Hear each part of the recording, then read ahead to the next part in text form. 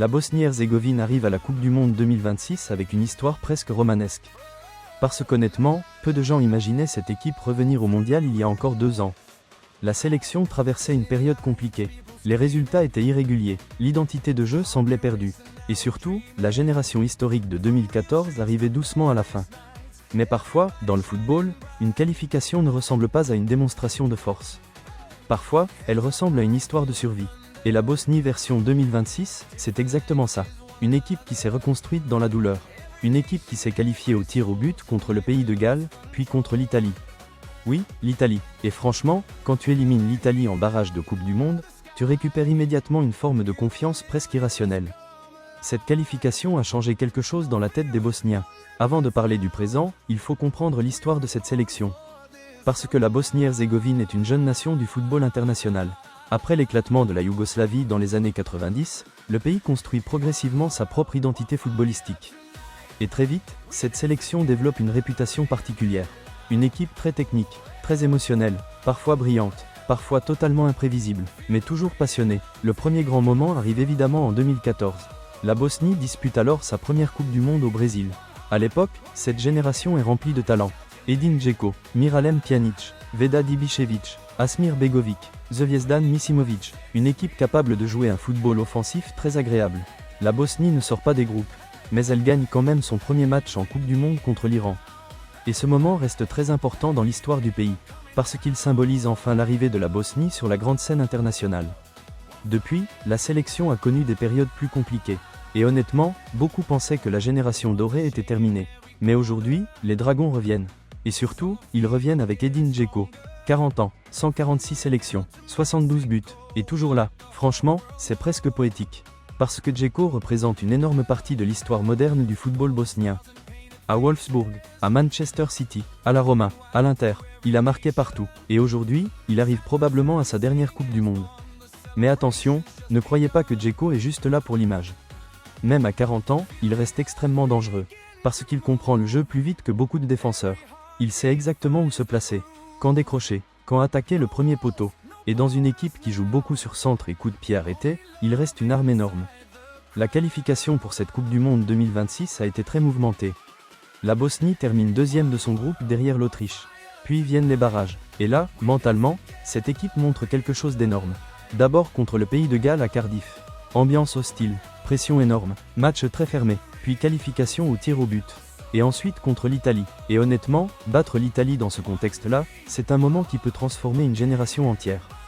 Parce que les Italiens restaient traumatisés par leur absence au mondial précédent. Et malgré ça, la Bosnie reste calme émotionnellement. Elle souffre, elle résiste, et elle passe encore au tir au but.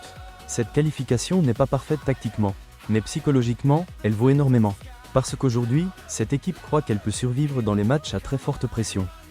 Tactiquement justement, la Bosnie joue souvent dans un système en 4-4-2 ou parfois en 4-2-3-1. Mais le plus important, c'est le style. Cette équipe joue un football assez direct, compact, physique, avec beaucoup de jeu vertical. La Bosnie ne cherche pas forcément à faire 50 passes pour construire une action. Elle cherche plutôt à trouver rapidement Džeko ou Demirović devant. Et honnêtement, ça correspond bien à ses qualités. Les forces de cette sélection sont assez claires. D'abord, le mental. Cette équipe est émotionnelle, parfois excessive. Mais dans les grands matchs de qualification, elle a montré une vraie résistance psychologique. Ensuite, il y a la culture footballistique du pays. La Bosnie possède énormément de joueurs formés dans la diaspora européenne. Défensivement aussi, cette équipe peut devenir très physique.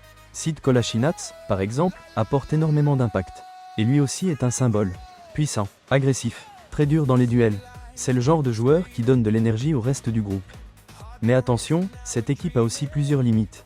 La première, c'est la vitesse défensive. Contre des équipes très rapides en transition, la Bosnie peut souffrir. Et ça, dans ce groupe, ça compte énormément. Autre problème, depuis la retraite internationale de Miralem Pjanić, la sélection manque parfois d'un vrai chef d'orchestre créatif au milieu. Quand le match devient fermé, la Bosnie peut avoir du mal à créer du jeu proprement. Et puis évidemment, il y a cette dépendance émotionnelle à Džeko. Même si Demirović apporte beaucoup autour de lui, on sent encore que l'équipe a besoin de son capitaine pour exister offensivement. Le sélectionneur Sergueï Barbarez connaît parfaitement cette culture. Et son histoire est très particulière. Parce qu'avant d'être entraîneur, il était déjà une immense figure du football bosnien. Ancien attaquant, ancien capitaine. très aimé du public, mais surtout, il arrive comme sélectionneur avec très peu d'expérience d'entraîneur principal. Et pourtant, ça fonctionne. Pourquoi? Parce qu'il a rallumé quelque chose émotionnellement. Il a redonné de la fierté à cette sélection. Autour de lui, le staff est rempli d'anciens internationaux bosniens comme Emir Spajić ou Zlatan Bajramović. Et honnêtement, ça se ressent dans l'identité de l'équipe. Cette sélection joue avec beaucoup d'émotion. Dans la liste des joueurs, plusieurs profils sont très intéressants. Dans les buts, Nikola Vassili apporte de la stabilité. En défense, Kolasinac, Hadzikadunic ou Katic donnent de la puissance physique. Au milieu, Tahirović ou Hadjimetović essayent d'apporter du contrôle. Et devant, évidemment, Džeko reste la référence. Mais Demirović devient extrêmement important, parce qu'il fait énormément de travail sans ballon. Il presse, il attaque les espaces, il ouvre des couloirs pour Džeko. Et franchement, son association avec le capitaine peut devenir très dangereuse dans un tournoi court. Le jeune joueur que moi j'observerai particulièrement, c'est Esmir Bajraktarević. 21 ans, rapide, technique, très imprévisible, et surtout capable d'apporter quelque chose que cette Bosnie n'a pas toujours, le déséquilibre individuel. C'est lui qui marque le pénalty décisif en barrage pour envoyer la Bosnie au mondial. Et honnêtement, ce genre de moment peut totalement lancer une carrière internationale. Maintenant, parlons du groupe de la Bosnie. Et franchement, c'est un groupe très ouvert. Les Bosniens vont affronter le Canada, la Suisse et le Qatar. Le premier match contre le Canada sera probablement le plus compliqué physiquement. Parce que le Canada jouera presque à domicile.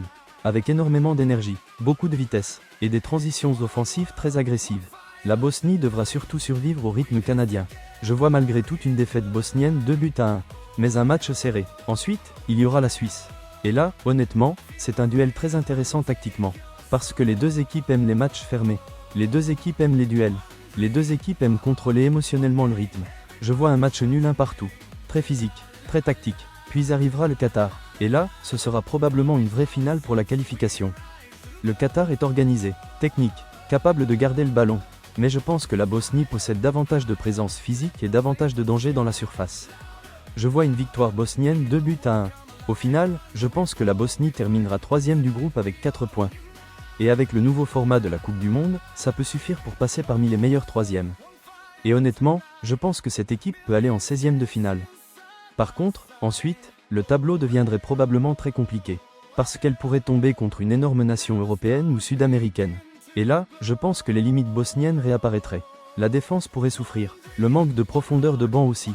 Mon scénario final, je vois la Bosnie sortir des groupes comme meilleur 3e, puis tomber en 16e de finale. Mais franchement, ce serait déjà une très belle histoire. Parce qu'au fond, cette Bosnie 2026 ne ressemble pas à une machine parfaite. Elle ressemble plutôt à une équipe de caractère. Une équipe nerveuse, parfois désordonnée, mais profondément vivante. Et dans une Coupe du Monde, ce genre d'équipe peut devenir extrêmement dangereuse.